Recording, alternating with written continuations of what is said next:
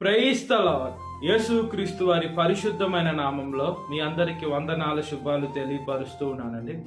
కీర్తనల గ్రంథం 68వ కీర్తన 28వ వచనం, నీ దేవుడు నీకు బలము కలుగా నియమించి ఉన్నాడు అని దేవుని వాక్యం సెలవిస్తుందండి. మన యేసయ్య మనకి బలము ఇవ్వాలని దేవుడు నియమించేశారండి. దేవుడు నియమాలు చేసే దేవుడు, నియమాలు చేసే తప్పే దేవుడు కాదండి. ఎందుకంటే ఆయన దేవుడు, మానవుడు కాదు. మానవుడు అయితే నియమాలు చేస్తారు, ఖచ్చితంగా నియమం ఖచ్చితంగా పాటించరు. నియమం పాటించే దేవుడు అంటే యేసుక్రీస్తు వారే. ఆయన ఏదైతే చెప్పారో అది చెప్పేది ఖచ్చితంగా చేయకుండా దేవుడు వదిలిపెట్టడండి. దేవుడు ఆయన స్వరూపంలో మనల్ని చెక్కున్నాడు. మనము మాట తప్పేటువంటి బిడలుగా ఉన్నామా, మాట నెరవేర్చే బిడలుగా ఉన్నామా? ఈ లోకంలో చూసుకున్నప్పుడు అనేక మంది మనుషులు ప్రామిస్లు అని చేస్తుంటారు, ఒట్లు పెడుతూ ఉంటారు. ఒట్లు పెట్టకూడదు, ప్రామిస్లు చేయకూడదు, కానీ మాట అనేది చాలా ప్రాముఖ్యం అండి.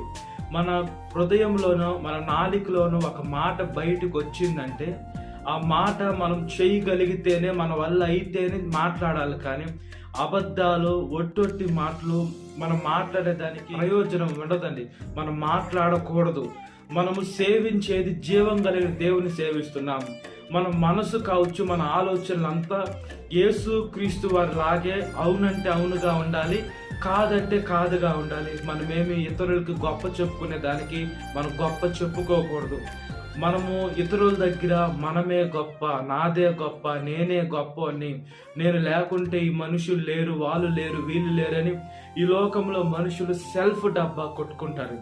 అలాంటి సెల్ఫ్ డబ్బా కొట్టుకుంటే మనం సెల్ఫిష్ అయిపోతాం. మనము ప్రతి ఒక్కటి దేవుడు వలె ఉండాలి. దేవుడు మనకి బలాన్ని కలుగు చేసి నియమించున్నాడని దేవుని వాక్యం సెలవిస్తుంది.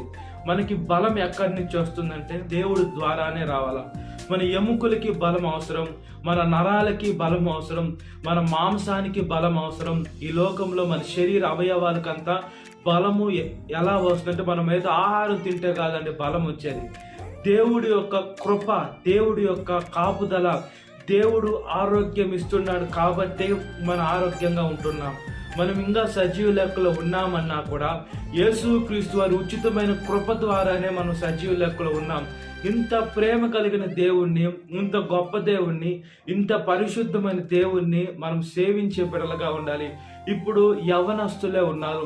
కొంతమంది పుట్టుకలోని గుడ్డివారుగా పుడుతున్నారు, చెవిటివారుగా పుడుతున్నారు, మూగవారుగా పుడుతున్నారు, మైండ్ తక్కువగా పుడుతున్నారు. మనకు అలాంటిదేమీ లేకుండా మనం ఆలోచించుకునే దానికి మంచి ఆలోచన శక్తిని ఉండేటువంటి మైండ్ని ఇచ్చారు. మనం నడిచేదానికి కాళ్ళకి బలాన్ని ఇచ్చారు. మన పనులు చేసుకునే దానికి చేతులకి బలాన్ని ఇచ్చారు. ఇవన్నీ యేసుక్రీస్తు వారు బలాన్ని ఇచ్చారండి. కాబట్టి మన దేవుడికి ఎంత కృతజ్ఞతలు చెల్లించాలి. మనము యేసయ్య దగ్గర ఎంత తగ్గించుకొని ఉండాలి. మనం యేసయ్య దగ్గర మన హృదయాన్ని ఎలా కుమ్మరించుకోవాలి. మనం యేసయ్య దగ్గర ఎంత ఆయన పాదాల దగ్గరికి రావాలో, మనము ఎంతగా మనం ఆయన తగ్గించుకొని ఉండాలో మనం చూసుకునేటువంటి బిడ్డలుగా ఉండాలండి. దేవుడు ప్రేమ కలిగిన దేవుడై ఉన్నాడు. దేవుని ప్రేమ లోతైన ప్రేమ, దేవుని ప్రేమ అగాప్య ప్రేమ. అంత గొప్ప దేవుడు మనకు బలాన్ని ఇస్తుంటే ఈ లోకంలో మనుషులు ఏం చేస్తారంటే మన దగ్గర ఉండే యవ్వన బలం ఈ లోకంలో సాతాను కోసము మనం చిందించాలని సాతాను ప్రయత్నం చేస్తుంటుంది. ఇప్పుడు యవనస్తుల్లో మనం ఉన్నాం, యవన వయసులో ఉన్నాం. ఈ లోకంలో మనం యవనస్తులుగా ఉన్నప్పుడు వేరే వాళ్ళలో సాతాను ప్రవేశించి మనల్ని పాడు చేయాలని, మన యవన జీవితాన్ని పాడు చేయాలని ఈ లోకంలో సాతాను దూరి మనల్ని పాపంలోకి తీసుకొని వెళ్ళని సాతాను చూస్తుందండి. దేవుని వాక్యం ఒకటే సెలవిస్తుంది, యవన వయసులో కాడి మోయిట నరులకు మేలు, అది మోపిన వాడు యెహోవాయే అని దేవుని వాక్యం సెలవిస్తుంది.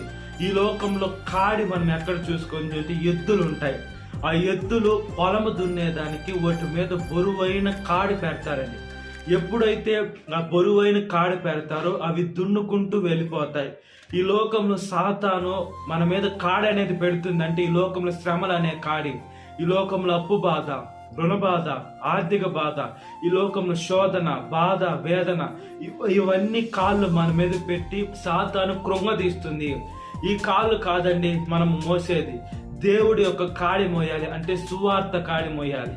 ప్రార్థన భారము, అదేవిధంగా ఆత్మని ఎలా రక్షించాలి, దేవుడు కాడి మనం ఎంత మోయగలుగుతామో మన తండ్రికి తెలుసు, సృష్టించిన సృష్టికర్తకి తెలుసు. కాబట్టి మనం ఎంతైతే వెయిట్ మోయగలుగుతాం, మనం ఎంతైతే చేయగలుగుతామో అంతే దేవుడు మనకి ఇస్తాడండి. సాతాను కాడి ఎలా ఉంటుందంటే, మనము తట్టుకోలేని శ్రమలు బైబిల్ గ్రంథం చూసుకున్నప్పుడు మనం యోబు గారిని చూసుకోవచ్చు.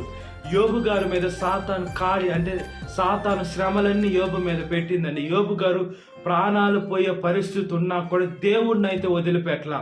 ఇప్పుడు ఉండేటువంటి మనుషుల మనస్తత్వం ఎలా ఉందంటే, వాళ్ళు చేసుకున్న పాపాలకి వాళ్ళకి ప్రాయశ్చిత్తం వస్తున్నప్పుడు దేవుణ్ణి మనం నిందించే బిడలుగా ఉన్నాం, దేవుడి పైన మనం అబద్ధాలు చెప్పే బిడలుగా ఉన్నాం, దేవుణ్ణి మనం క్వశ్చన్ మార్క్ చేసే బిడలుగా ఉన్నాం.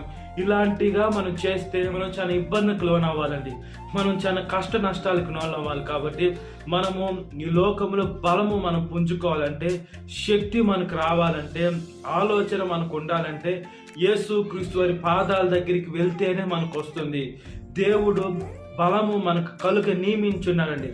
మనకి బలము దేవుడి ద్వారానే వస్తుంది. దేవుని ద్వారానే మనం ఇంకా సజీవ లెక్కలో ఉన్నాం. కాబట్టి మన ఫోకస్, మన జీవితం అంతా దేవుడు పాదాల ముందు పెడితే ఆయన మంచిగా తీర్చిదిద్దుతాడు. కాబట్టి ఆయన బిడ్డలుగా ఈ లోకంలో బ్రతుకున్నట్లుగా ప్రార్థన. మహాపరిశుద్ధ ఆత్మదేవ, మా ప్రియ పరలోకమందున్న తండ్రి, మాకు బలము కలగ నియమించున్న దేవా, మీకు స్తోత్రం చెల్లిస్తున్నాం. మమ్మల్ని దీవించండి, ఆశీర్వదించండి, రక్షించండి, పరిశుద్ధపరచమని అడుగుచున్నామయ్యా.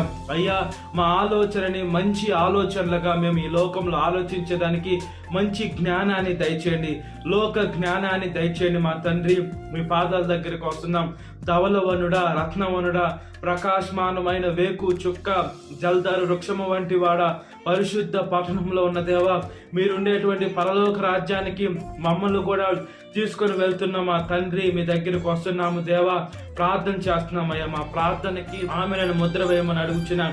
ఈ లోకంలో బలము తగ్గించే మనుషుల దగ్గరికి, సాతాను దగ్గరికి వెళ్లకుండా బలపరిచే మీ దగ్గరికి రావాలి. శారీరకమైన బలమే కాదయ్యా, ఆత్మీయమైన బలం మేము పొందుకునే శక్తిని దయచేయండి అయ్యా. ఈరోజు పెళ్లి రోజు జరుపుకున్నటువంటి వారిని కాపాడండి అయ్యా. భర్త భార్యని ప్రేమించాలి, భార్య భర్తకు లోబడి ఉండాలి. ఇలాంటి పెళ్లి రోజులు ఆ బిడ్డలు అనేకము జరుపుకున్నట్లుగా ప్రార్థన చేస్తున్నాం. గర్భఫలం లేని వారికి గర్భఫలం దయచేయండి. యేసు మీ కృపలో జ్ఞాపకం చేసుకోమని అడుగుచున్నాం దేవా. అదే విధంగా పుట్టినరోజు జరుపుకునేటువంటి వారిని కాపాడండి, వాళ్ళకు కొత్త దయా కిరీటాన్ని ఇచ్చడానికి స్తోత్రం అయ్యా. ఇలాంటి పుట్టినరోజులు అయ్యా బిడ్డలు అనేకము జరుపుకున్నట్లుగా యేసు మీ నామాన్ని మహిమపరిచేదానికి సహాయం దయచేయండి. ఈ లోకంలో మనుషుల దయందు వర్ధిల్లినా కూడా అయ్యా, ముఖ్యంగా మీ దయందు వర్ధిల్లేదానికి సహాయం దయచేయమని అడుగుచున్నాము దేవా. అయ్యా, సాతాను శోధన ప్రతి ఒక్క బిడ్డని విడుదల దయచేయమని అడుగుచున్నానయ్యా. యవన వయసులో కాడి మోయట నరునికి మేలు, అది మోపిన వాడు యెహోవాయే. కాబట్టి మీ కాడి మోసే మంచి మనసుని దయచేయమని అడుగుచాను. యేసయ్య, ఈ వాక్యం విన్న ప్రతి ఒక్క బిడ్డని పేరు పేరున జ్ఞాపకం చేసుకొని ఈ దినకాలపు దీవెనతో నింపమని నజరేయుడైన యేసుక్రీస్తు వారి పరిశుద్ధమైన నామంలో మిక్కిలి వినయం తడుచున్నాను మా పరలోకమందున్న తండ్రి, amen. Praise the Lord. God bless you. Have a great day.